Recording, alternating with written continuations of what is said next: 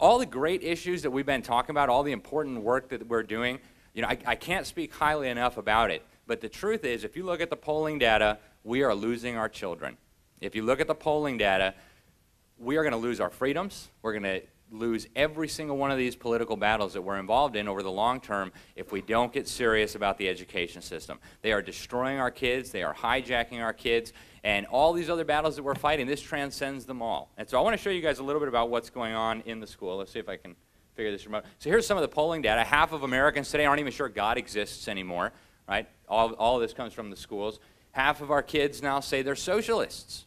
How in the world could that possibly happen, right? How did half of our children become socialists? 3/4 of our kids want the government to provide their health care. Almost half want to abolish our border agency. You know, as our president says, without a border, you're not a nation, right? And yet our kids are getting dumber and dumber and more indoctrinated. If you really want to understand what's happening here, the simplest way to understand it is just take everything God teaches us in the Bible and flip it right upside down. And you understand exactly where this is all going, right? So we have early on in Scripture, God created male and female. So what do they teach the kids? Oh, that's bigotry. Male and female is bigotry, right? Now you can be any gender you want. I'm going to show you some of the stuff they teach the kids. They tell you also that marriage. Now marriage can be anything you want, right? Maybe 2 guys, 1 woman, and a cat. Right? That'll be a marriage. That's the kind of stuff they're teaching our kids today. Polyamory, right? Most of you probably never even heard that term. They're teaching it to your children right now in public schools. Even basic things like private property, right? God said, thou shalt not steal.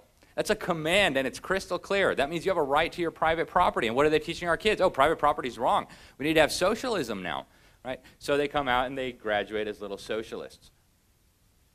And there's the entire agenda that they are pushing. The central weapon, the chief mechanism in their strategy is the public education system. And so I want to show you guys, this is not me saying this is them saying it. I know Phyllis Schlafly was always very active in our sovereignty battles, right? Fighting against Agenda 21, more recently Agenda 2030, all these international treaties and agreements aimed at subverting our sovereignty.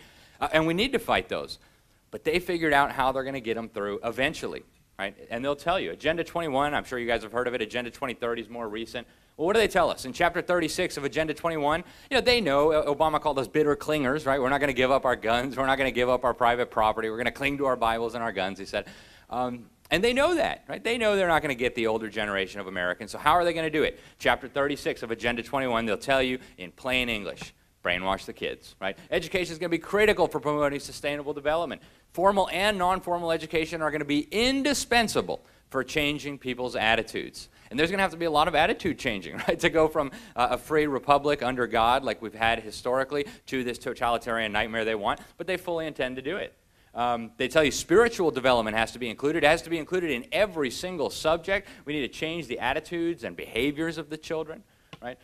This is a sample of what they're doing. Now, I actually have a copy of this book. It's an Agenda 21 book produced by the United Nations. And what did God say about children? Does anybody remember? Children are a blessing. Children are a reward from the Lord.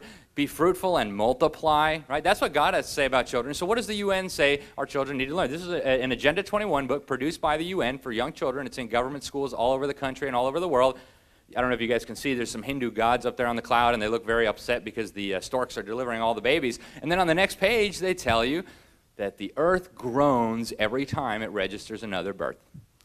So God tells us to be fruitful and to multiply, have lots of babies. It's a good blessing. It's a reward. The UN teaches your children that Mother Earth is groaning every time you have a new baby.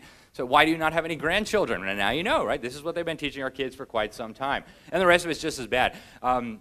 Like Congressman Biggs here, I mean, can you imagine if we had 220 guys like Congressman Biggs in Congress? Wouldn't it be amazing? You know, it's really great. But I've also had the privilege of going to these UN summits all over the world.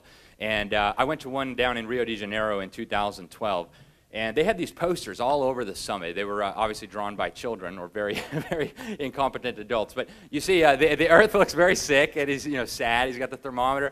And then you see the doctor diagnosing the problem. You have humans, right? This is their guiding attitude.